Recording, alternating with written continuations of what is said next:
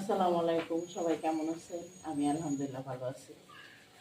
সকাল সকাল আমি আমার জন্য নাস্তা বানিয়ে দিচ্ছি। দেখ,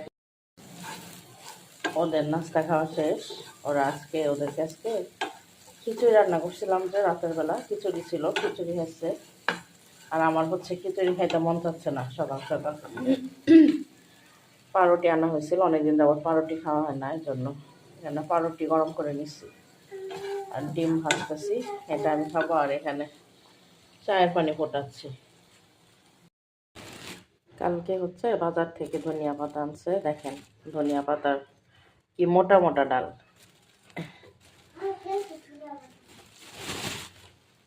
এত মোটা মোটা ডালের পাতা, একটু একটু জিনিস থাকলে অনেক বিরক্ত লাগে আমার কাছে। এই যে দেখেন, এখানে সকালে খিচুড়ি খাওয়া হয়েছে, অল্প একটু ভাত। আর এখানে কালকে সবজি রান্না করছিলাম, এখানে অল্প একটু সবজি আছে, এগুলো এখন আবার ফ্রিজে ঢুকাইতে হবে। চা আমার হয়ে গেছে। চা হতে হতে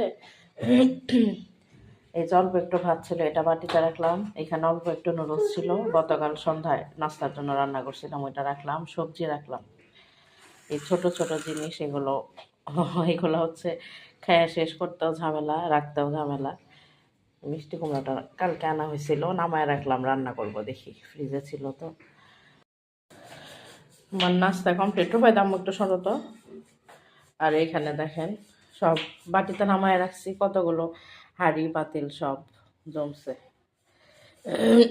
এগুলো এখন দেখি নাস্তা করে আর বসা যাবে না, এগুলা পরিষ্কার করে দুপুরে রান্না শুরু করতে হবে।